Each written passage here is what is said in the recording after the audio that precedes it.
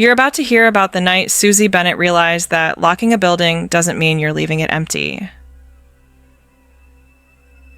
October 14th, 2010, 9:47 p.m.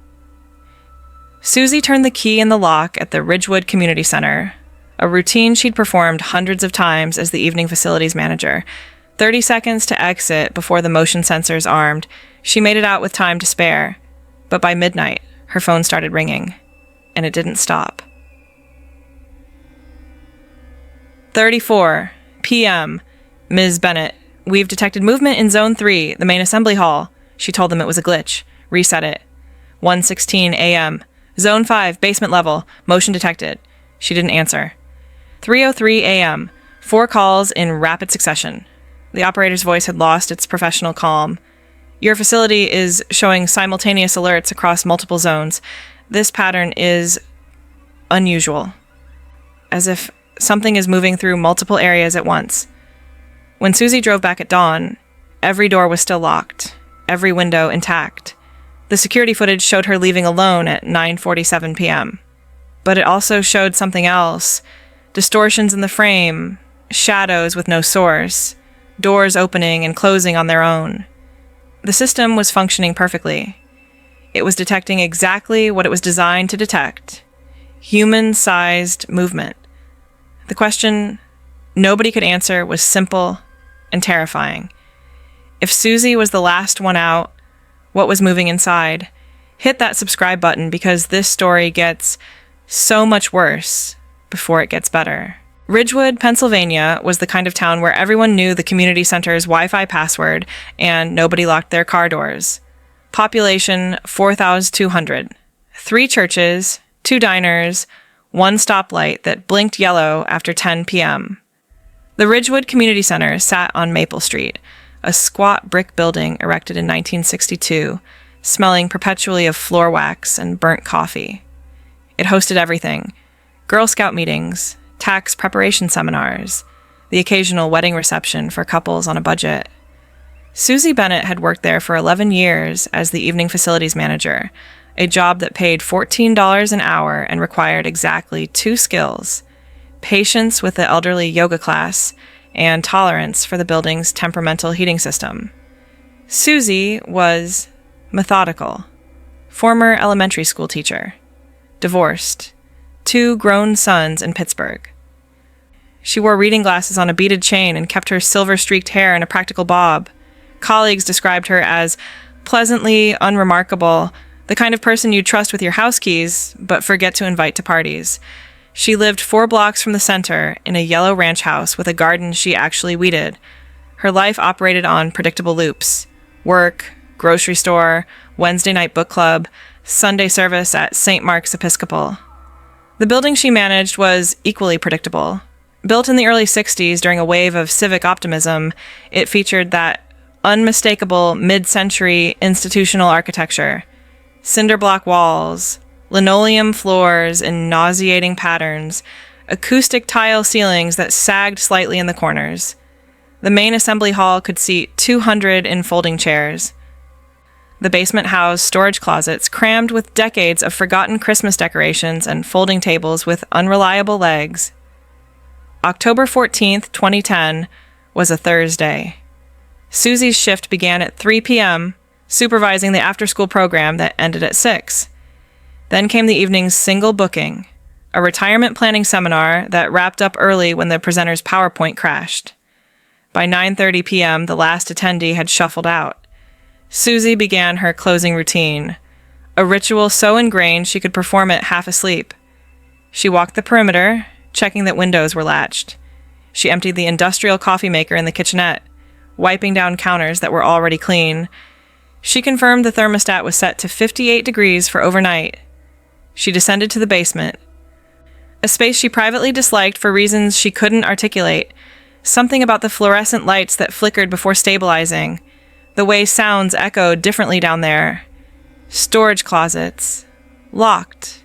Utility room, secured. Back upstairs. Final walkthrough of the assembly hall, her footsteps loud in the emptiness. Lights off, section by section, until only the exit signs glowed red. The security system was new, installed that summer after the town council finally approved the budget. 8 motion sensor zones covering every major area, 60-second exit delay. Susie punched in her code, 2793, her youngest son's birthday, and the panel beeped its countdown. She stepped into the October night, pulling the door firmly until the deadbolt clicked. Her Toyota Camry sat alone in the parking lot under a streetlight, starting to attract moths. She drove home, heated up chicken casserole, watched the second half of a detective show she'd seen before. At 10:47 p.m., she was brushing her teeth. The building she'd left was completely empty. The motion sensors were armed and functioning. By midnight, Susie Bennett was asleep. And that's when the call started. The first call jolted her from dreams she wouldn't remember. Susie fumbled for her phone on the nightstand, squinting at the screen. Ridgewood Security Monitoring. She answered with the groggy irritation of someone whose rest had been interrupted for probably nothing. The operator's voice was professionally neutral. Ms. Bennett, we've received an alert from your facility. Zone 3, Main Assembly Hall. Motion detected at 11:34 p.m. Are you on premises? Susie sat up, trying to clear the fog from her brain. No, I'm home. I locked up over an hour ago. The operator continued with practiced efficiency. Is there anyone authorized to be in the building at this time? Susie's mind ran through possibilities. The janitor had his own key, but only came Tuesdays and Fridays. The director was on vacation in Florida. No. Nobody should be there. A pause. Then, would you like us to dispatch police to investigate? Susie hesitated. This was the system's first month operational, and the installer had warned about potential false alarms during the calibration period.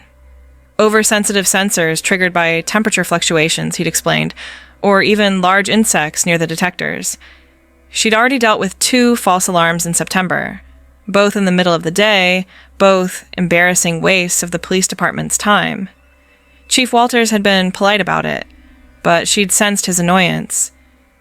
I think it's probably just a glitch, she told the operator. The system's still new. Can you reset it? The operator confirmed they could reset the zone remotely, but noted the incident would remain logged. Susie thanked her and hung up. Already sinking back into her pillow. False alarm, had to be. She'd walked every inch of that building. She'd locked the doors herself, tested them by pulling hard on the handles. Within minutes, she'd drifted back toward sleep, convincing herself of an explanation she couldn't quite articulate but desperately wanted to believe.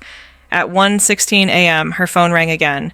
Same company, different operator. Ms. Bennett, we have another alert. Zone 5, basement level, motion detected approximately 2 minutes ago. This time, Susie's irritation sharpened into something else. Not quite worry, but a prickling unease that made her fully awake. That's impossible. I was just down there before I left. There's nothing, the operator interrupted gently. Ma'am, the system is functioning normally. We're showing a verified motion event. The sensor is operational, not malfunctioning. Do you want us to send police? Susie thought about Chief Walters' face if she dragged him out of bed for another false alarm. Thought about the gossip that would spread through town if squad cars showed up at the community center twice in 2 months. Thought about her reputation as the reliable, competent manager. No, she said finally. Just reset it. I'll come by first thing in the morning and check everything. But she didn't go back to sleep. She lay in the darkness, staring at her ceiling, listening to her house settle and creak. The logical part of her brain assembled reasonable explanations. Faulty wiring, calibration issues, maybe even an animal somehow trapped inside despite her thorough inspection. The other part, the part she tried to ignore, remembered the basement's odd echo. The way she always felt watched down there, the uncomfortable truth that she'd been rushing through her final check, eager to leave. At 3:03 a.m., her phone didn't ring. It buzzed, and buzzed, and buzzed. 4 calls in rapid succession, all from the monitoring company. When she finally answered the 5th, the operator's voice had lost its professional calm. Ms. Bennett, your facility is showing simultaneous alerts across multiple zones. Zone 2, Zone 6, Zone 8, and Zone 3 again. This pattern is unusual. I strongly recommend police response. Susie's hands were shaking now. What do you mean, simultaneous? The operator hesitated. The motion events are triggering at the same time, in different parts of the building, as if something is moving through multiple areas at once. Susie didn't call the police. She pulled on jeans and a sweatshirt and drove to the community center herself, arriving at 3:47 a.m. under a sky still thick with darkness. The building sat quiet and seemingly undisturbed, its brick facade bathed in the amber glow of parking lot lights. She sat in her car for a full minute, engine idling, hands gripping the steering wheel, trying to summon courage she didn't quite feel. The rational part of her insisted this was ridiculous. She was a 52-year-old woman about to inspect an empty building because of technological hiccups. The other part noticed how the streetlight nearest the entrance kept flickering, noticed how her breath was fogging the windshield despite the night being relatively warm, noticed how every instinct screamed at her to drive away and come back when the sun was up. She killed the engine. The silence rushed in. Susie retrieved her flashlight from the glove compartment, a heavy mag light her ex-husband had insisted she keep, and approached the main entrance. Her keys jangled too loudly in the stillness. The door was locked, exactly as she'd left it. She turned the key, feeling the deadbolt slide free, and pushed inside. The alarm system began its entry beep, counting down before she'd trigger a real alert. She crossed to the panel and entered her code with fingers that fumbled the first attempt. The beeping stopped. The building absorbed her into its silence. She stood in the lobby, listening. The refrigerator hummed in the distant kitchenette. The exit signs cast red pools on the floor. Nothing else. Nothing moving. Nothing wrong. She let out a breath she hadn't realized she was holding. Zone 3 first. The main assembly hall. Susie pushed through the double doors and swept her flashlight beam across rows of empty folding chairs she'd stacked against the wall. The beam caught dust motes drifting in air that should have been perfectly still. Should have been, but wasn't. She moved deeper into the room, her sneakers squeaking on the linoleum.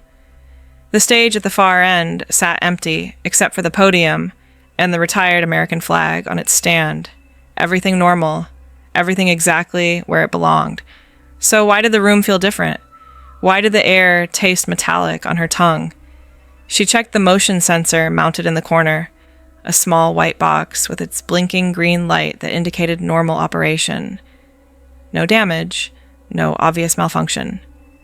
She moved toward the kitchenette, Zone 6, where she found nothing amiss. Coffee maker unplugged, cabinets closed. The window she'd latched earlier was still latched. Zone 2 was the corridor leading to the administrative offices.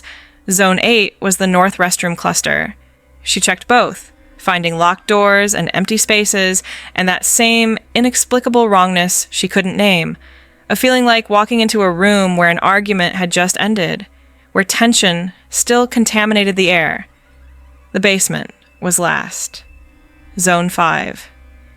Susie stood at the top of the stairs, her flashlight beam reaching down into shadows that seemed thicker than they should be, and felt her stomach clench. She'd already checked down there. The operator's words echoed in her skull, as if something is moving through multiple areas at once. She descended slowly, each step deliberate, the metal handrail cold under her palm. At the bottom, the fluorescent tubes flickered their usual greeting before stabilizing into harsh, institutional brightness. The hallway stretched before her, storage closets on the left, utility room on the right, and at the very end, the old furnace room they barely used anymore. She walked the corridor, testing door handles, all locked, and found nothing. Absolutely nothing. Except for the smell. It was faint, but distinct. Something organic and unpleasant, like flowers left too long in stagnant water. Susie followed her nose to the last storage closet, the one they used for seasonal decorations. She unlocked it with the master key on her ring. Boxes stacked neatly. Halloween decorations on the top shelf. Christmas on the bottom. But the smell was stronger here, and when she stepped inside, Her flashlight caught something on the floor that made her breath stop. Wet footprints. Not full prints, just the faint outline of toes and heel, as if someone had walked through water and then crossed this concrete floor. The prints led from the back corner toward the door, toward where she was standing. They were small, like a child's or a small woman's, and they ended 3 feet in front of her, stopping at a point where nothing stood, where nothing could have stood. Susie backed out of the closet, locked it with shaking hands, and ran. By 5:30 a.m., Susie was sitting in Chief Tom Walters' office at the Ridgewood Police Department, drinking burnt coffee from a styrofoam cup and trying not to sound insane. Walters was 62, 3 years from retirement, a man who'd spent his entire career managing a town where the biggest crimes were teenagers, spray painting the water tower, and the occasional domestic dispute. He listened to her story with the patient expression of someone humoring a constituent he respected. "Footprints," he repeated, writing in a small notebook with careful letters. "But the building was locked." Susie nodded. "Every door, every window. I checked twice when I closed, and I checked again at 4 this morning. Nothing forced, nothing open. It doesn't make sense." Walters clicked his pen. "Could someone have had a key?" Maybe forgot to mention they'd be working late. She'd already considered this. "Only 4 people have keys. Me, the director who's in Florida, the head janitor who is home with his wife, and Bill Kaufman from the town council. I already called him. He hasn't used his key in months." What Susie didn't tell the chief, what she could barely admit to herself, was what happened as she'd fled the basement. At the top of the stairs, she'd looked back, just a glance, an involuntary turn of her head, and in that fraction of a second, she'd seen something that her brain refused to process properly. A shape, human-sized but wrong somehow, standing at the bottom of the stairs where she'd been moments before. Not moving, just standing. When she'd blinked, it was gone, if it had ever been there at all. She told herself it was shadow, exhaustion, the panic warping her perception, but she could still feel its presence, could still feel the way it had watched her retreat. Walters agreed to send an officer to inspect the building with her after dawn. By 7:30 a.m., Officer Rivera had walked through every room, checked every lock, and found nothing unusual. No signs of forced entry, no evidence of occupancy. The wet footprints Susie insisted she'd seen were gone. The floor in the storage closet completely dry. "Could have been condensation," Rivera suggested, his tone carefully neutral. "Temperature differences between night and day. Moisture accumulates. Looks like prints." Susie wanted to believe this. Desperately. But condensation didn't form in the pattern of feet. Condensation didn't stop mid-stride. The security company sent a technician that afternoon, a young man named Derek, with tablet and various diagnostic tools. He spent 3 hours testing every sensor, running diagnostic programs, checking for electromagnetic interference. His conclusion was professionally apologetic, but definitive. "Systems functioning perfectly, ma'am. No glitches, no false positives, no calibration issues. If it said something moved, something moved." Susie pressed him. "Could it be bugs, mice, temperature changes like everyone keeps saying?" Derek shook his head. "These sensors are designed to filter out small animals and environmental fluctuations. They're calibrated for human-sized heat signatures and movement patterns. What you had last night was the system detecting exactly what it's designed to detect." The story might have ended there. An unexplained incident. A mystery filed away. A talking point for late-night speculation among insomniacs. Except that night, Susie asked her sister Margaret to close the building with her. Margaret taught kindergarten and possessed the kind of forceful practicality that intimidated both children and problems. Together, they performed the closing routine at 9:30 p.m., both of them walking every corridor, checking every space, moving in tandem like a buddy system. Margaret even inspected the basement storage closet, finding it exactly as it should be. Boxes, decorations, concrete floor completely dry.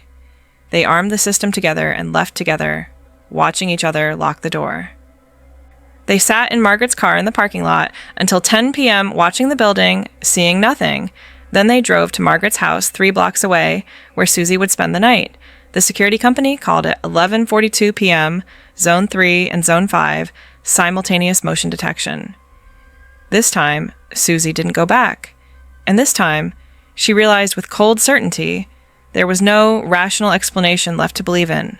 The Ridgewood Town Council convened an emergency session on October 18th, 4 days after the first incident. Susie hadn't been inside the community center since that second night with her sister, and the building had remained closed, officially for system maintenance, unofficially because nobody wanted to admit what was happening.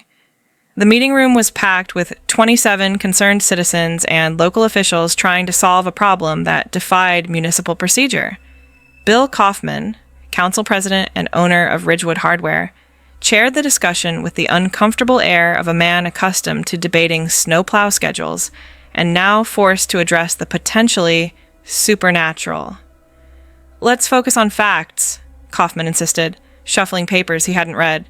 "We have unexplained security alerts. We have no evidence of break-ins. We need to determine whether this is a technical issue or something else." The phrase, "something else," hung in the air like smoke nobody wanted to inhale. The technical experts had already delivered their verdicts. The security company stood by their system. The police found no evidence of trespass. Derek, the technician, returned and spent an entire day reviewing footage from the new security cameras that had been installed along with the motion sensors. What he found was both clarifying and deeply unsettling. The cameras showed Susie performing her closing routine on October 14th, walking through empty rooms, descending to the basement, returning upstairs, locking the door. They showed her leaving at 9:47 p.m. They showed hours of nothing, empty corridors, dark rooms, motionless air, until 11:34 p.m. That's when camera 3, positioned to overlook the main assembly hall, recorded something that made Derek rewind the footage 5 times before showing it to others. A blur. That's the only way to describe it. A distortion in the frame, lasting less than 2 seconds, moving from the left side of the screen toward the stage. Not human-shaped, not animal-shaped, just wrong. A smear across reality like a glitch in analog video, except this was digital, and digital doesn't glitch that way. The basement camera footage was worse.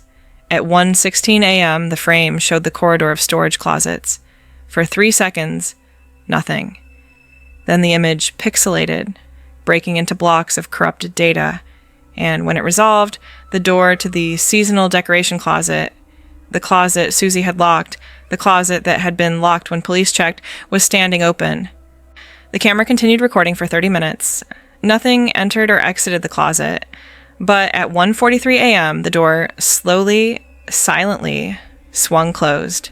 No hand visible, no mechanism apparent, just movement where no movement should occur.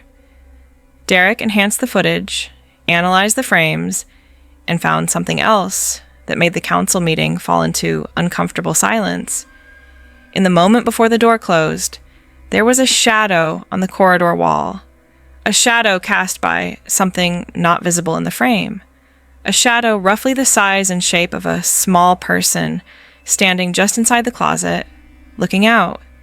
The meeting devolved into competing theories, each less satisfying than the last. Teenagers pulling an elaborate prank, except how did they get inside, avoid all other cameras, and create footage that experts couldn't explain? Some kind of electrical phenomenon causing both motion sensors and cameras to malfunction identically, except the system's diagnostic logs showed normal operation, mass hysteria and confirmation bias, except machines don't experience hysteria. Father Rodriguez from St. Mark's, invited at Margaret's insistence, spoke carefully about the church's protocols for blessings of troubled spaces, never using words like haunting or possession, but making his meaning clear. The council voted to hire a private investigation firm from Pittsburgh, specializing in security system forensics. They arrived the next day. 2 men with expensive equipment and skeptical attitudes. They left after 48 hours of testing with a report that concluded the system was functioning exactly as designed, detecting actual movement from sources they could not identify. Their recommendation was simple and profoundly unhelpful. Determine what is triggering the sensors and remove it. But Susie had already determined what was triggering the sensors, even if she couldn't say it aloud at a town council meeting. She'd done her own research, spending hours in Ridgewood's small library, scrolling through digitized newspaper archives.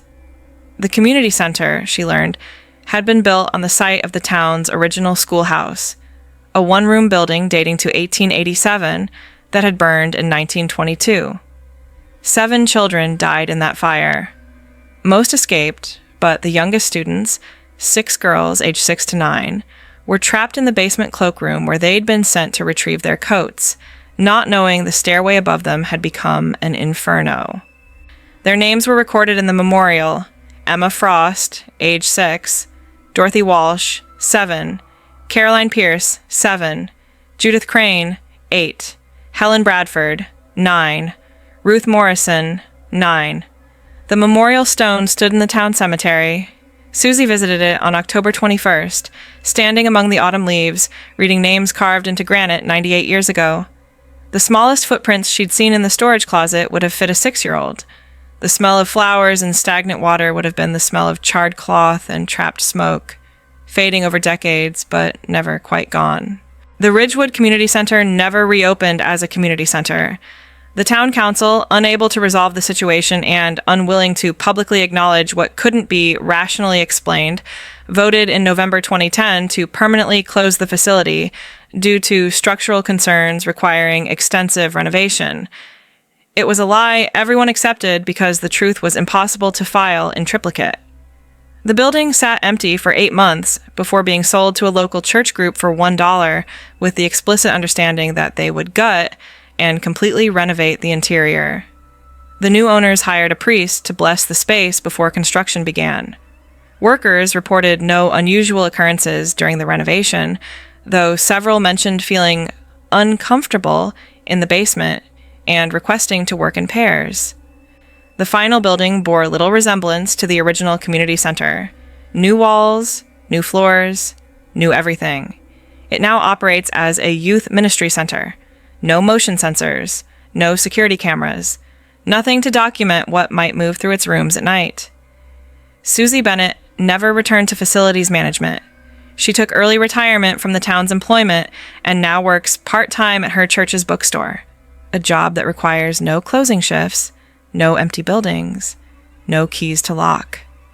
She doesn't discuss what happened in October 2010, but Margaret says her sister still won't go into basements alone, still checks her phone compulsively at night, still startles at motion sensor lights in parking lots. The security footage was never released publicly.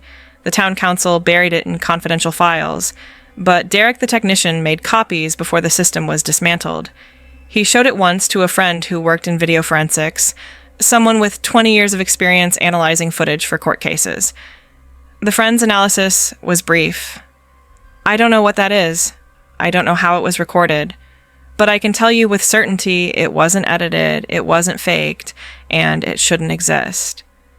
The footage remains on a hard drive in Derek's closet. He's never watched it again. The memorial stone for the 7 children stands in Ridgewood Cemetery, weathered but legible, visited occasionally by local historians and genealogy enthusiasts. Most people don't know the names. Fewer know how they died. Almost nobody connects them to the community center that stood on the site of their deaths for 48 years, built over the ashes of their school, built over the basement where they'd huddled together as smoke filled their lungs, built over ground that remembered their terror, even after generations had forgotten their names. Susie knows. She visits the memorial twice a year now, on the anniversary of the fire, and on October 14th, the night she locked them in. She doesn't believe she actually locked them anywhere, doesn't believe 6 children who died in 1922 were somehow trapped by a security system installed in 2010. But she believes something was there, something that had always been there, moving through rooms nobody was watching, crossing floors, Nobody was walking, existing in the gaps between when a building is occupied and when it's truly empty. The question that haunts her, the question that keeps her awake some nights, staring at her ceiling the way she did that October, isn't whether the building was haunted. That question has an answer she's already accepted.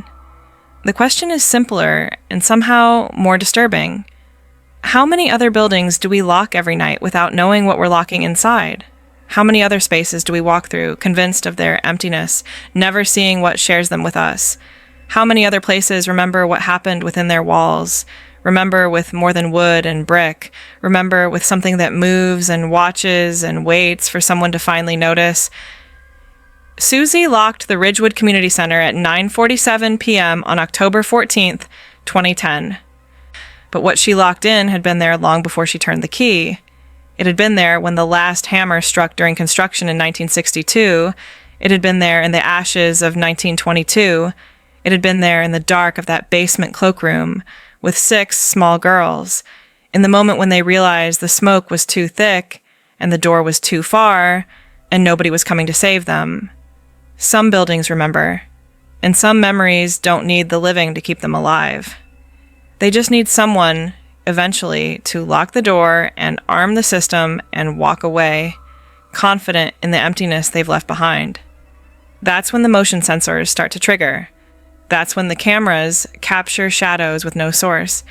That's when the impossible becomes documented, becomes evidence, becomes the kind of truth that shatters our comfortable assumptions about what remains when we turn out the lights. Susie Bennett learned this truth in October 2010. The building taught her, and now she carries that knowledge like the keys she used to carry, a weight she can never quite put down, a responsibility to remember what others have forgotten, a reminder that some doors, once opened, can never really be closed again. Even if you turn the lock, even if you hear it click, even if you walk away convinced you're leaving nothing behind but an empty building and the ordinary silence of an ordinary night.